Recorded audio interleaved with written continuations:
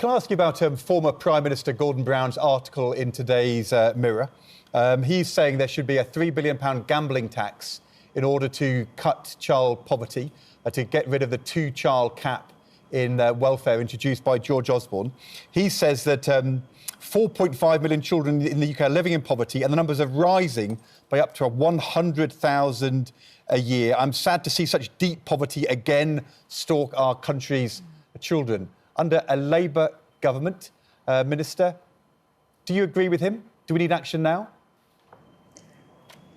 I mean, I haven't seen that particular article, and obviously Gordon is a strong advocate and, as you know, did great action in the last Labour government to alleviate child poverty, a record we're very proud of, and this government will do the same. So, of course, we are looking at that. The child poverty strategy is being worked on and will be put forward, but no Labour government will leave office with child poverty worse than when we started. It's absolutely critical to get that right. So I haven't read that particular article this morning, but I know we're always up for ideas to inform that child poverty strategy coming forward. So, Karin Smyth, that was what you just said there, very significant, a very expensive commitment. At the moment, child poverty is going to be rising by 100,000 a year for the next 3 years. It will cost you billions of pounds to ensure that child poverty is lower at the end of this Labour government than at the beginning. I don't know whether you have Treasury approval for that commitment, but I'm very much welcome it. Can I just remind you what you said back in 2020 on Twitter? You said no child in the UK should be living in poverty in 2020, yet in parts of Bristol, more than a third are. This should shame us all. You said that any children in Bristol are living in poverty is unacceptable. That so many are is appalling. A third of children in your constituency are in poverty, and that is going to rise in the next 3 years. Do you resile from what you said in 2020, or do you need action? In poverty, of course that's the case, and I represent some of the poorest parts of the country. So do you feel shamed by it? That is why. Do you feel shamed that child poverty is rising? It is a terrible blight on our society, and we see that in all sorts of aspects, in people not having access to the good education. That's why Opportunity for All was a central part of our manifesto commitment, and getting that right is absolutely central to what we need to do as a government, and that is why Bridget Phillipson is leading on that work on the child poverty strategy with Liz Kendall to get that right, to bring all parts of government to focus on that, to support families. We want all families to be better off.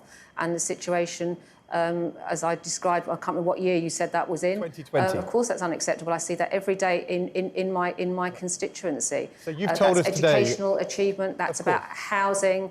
That's about all of those things that come together to make families better off. That is about even what I'm here talking about today, the women running these businesses in communities like my own, generating income for their families, getting back to work. All of those things are what we're absolutely focused on, so that to understand what you just said to us. You just said to us that child poverty must fall under a Labour government. It's currently set to rise. You said the levels of child poverty in Bristol should shame us all. If child poverty has not fallen by the end of this Parliament in Bristol, that is something that you would be ashamed of, right? Of course we want to see child poverty eradicated. We want to see everyone better off. That is a fundamental part of who we are as a Labour Party. And it's a sign that, if we get that growth in and driving forward people's opportunities, as I said, on education, which is particularly key for my constituency in Bristol South, the educational attainment. We know it's all pervasive. Child poverty is rising in Bristol next year and the year after is not because of those things. It's rising next year and the year after. Stop that from happening. No, it's we rising. Need to do everything we can to stop that happening. I know you're talking because you don't want me to ask you a question.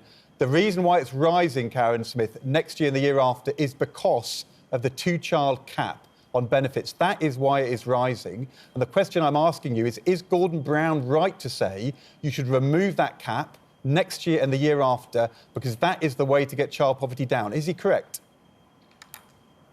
Well, actually, in Bristol, I'm happy to debate this another time, the biggest issue of our poverty is around housing costs. So it's the housing allowance cap that is particularly problematic. So as I know Bridget Phillipson has quite rightly said, and Liz Kendall, who are leading on this work, there are a number of different issues that contribute to that child poverty issue and that the poverty that families are placed in. And that's why we need to look at it in the round, and that's what we will be doing as a government.